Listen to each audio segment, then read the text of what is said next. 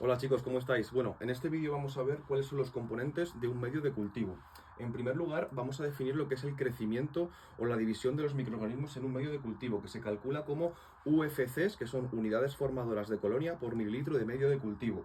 UFCs básicamente es cada circulito, cada colonia que observamos sobre el crecimiento del agar.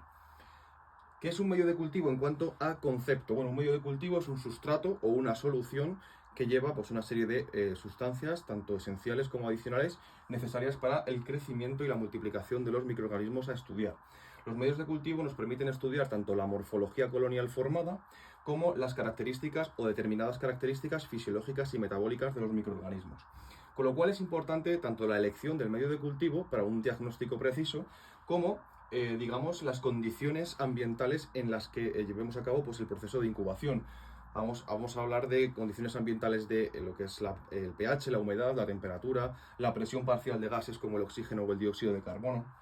Con lo cual vamos a tener requerimientos absolutos y requerimientos adicionales. Los requerimientos absolutos, digamos que son los más esenciales para el crecimiento microbiano. Requerimientos absolutos. En primer lugar tenemos los nutrientes. Nutrientes como fuente de energía, pues tendríamos los hidratos de carbono y los lípidos. Como fuente de carbono, los hidratos de carbono. Como fuente de nitrógeno tendríamos las proteínas. Y luego sales y agua. Esos son los nutrientes en general. Dentro de los nutrientes tenemos los macronutrientes, que serían carbono, nitrógeno, fósforo y azufre, en lo que es el 95% del peso seco de la bacteria. Y luego tendríamos potasio, magnesio, calcio y hierro, en lo que es el 5% del peso seco de la bacteria. Y luego por último los micronutrientes o nutrientes traza, porque se encuentran en muy pequeña proporción, pues el manganeso, el cobalto, el cobre o el zinc, que se encuentran normalmente a modo de sales. En siguiente lugar, los requerimientos adicionales. En este caso nos encontramos con los factores de crecimiento, digamos que son sustancias, los factores de crecimiento, que, son sustancias que las bacterias tienen que captar del exterior porque no son capaces de fabricarlas con su propio metabolismo. En este caso hablaríamos, por ejemplo, de los aminoácidos esenciales o de determinados tipos de vitaminas. Y factores estimulantes, digamos que no son imprescindibles para el crecimiento y el desarrollo de las bacterias, pero sí que es verdad que aceleran mucho su división celular. En cuanto a la composición general de un medio de cultivo, en primer lugar encontramos pues, el agua H2O. El agua debe encontrarse destilada y desionizada para evitar pues, precipitados de sales como por ejemplo el calcio o el magnesio. El agua además actúa como disolvente y también como medio de transporte en el medio de cultivo. Las peptonas digamos que son productos intermedios de la hidrólisis de las proteínas. ¿Vale? Por ejemplo, en este caso las peptonas, pues ¿qué nos van a aportar? Pues carbono, nitrógeno, fósforo, azufre y determinados tipos de sales. El extracto de carne. El extracto de carne nos va a aportar carbono, nitrógeno y algunos minerales como por ejemplo también la creatinina, la xantina o el glucógeno. Los hidratos de carbono son utilizados mucho para, diagnosticar reacciones de fermentación, oxidación de la materia orgánica. El extracto de levadura. El extracto de levadura lo que nos va a aportar son factores de crecimiento para las bacterias, vitaminas del grupo B y aminoácidos esenciales. Sales minerales, pues potasio, sodio, calcio, manganeso. Vale, las sales minerales, en caso de que el medio de cultivo no lleve peptona o extracto de carne, o ambos, normalmente suele ser imprescindible el uso de sales minerales.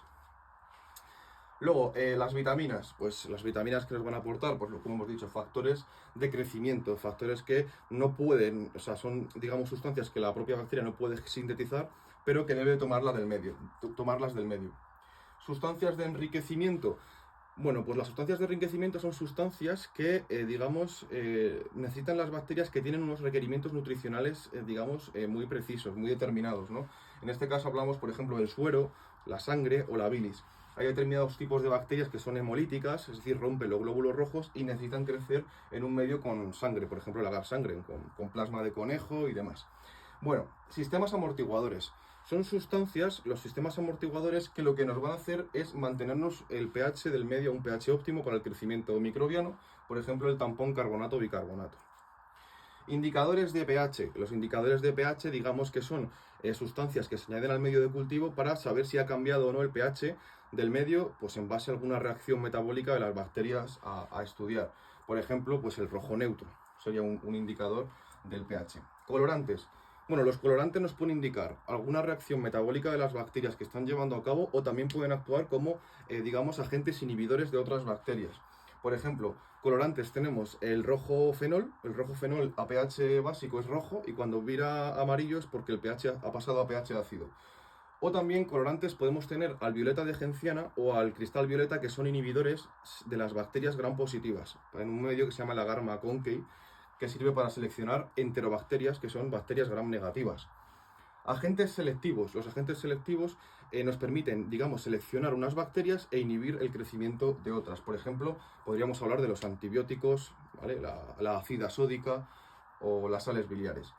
Y en este caso, en último caso, los agentes reductores. El tioglicolato y la cisteína son agentes reductores que se suelen utilizar normalmente en los medios de cultivo para generar ambientes microaerófilos o anaerobios, es decir, para bacterias que no crecen bien en presencia de altas cantidades o altos niveles de oxígeno, ¿vale? Bueno, chicos, pues esto es un poco un resumen de cuáles son los componentes, tanto principales como, digamos, adicionales, que tiene que tener un medio de cultivo a nivel general para el crecimiento y el diagnóstico de una bacteria, de una muestra, tanto clínica como de un agua, de lo que sea, ¿vale? Espero que os haya servido y, bueno, pues cualquier duda, comentario, sugerencia, abajo en los comentarios del vídeo, como siempre. Y nada, chicos, que tengáis un buen día.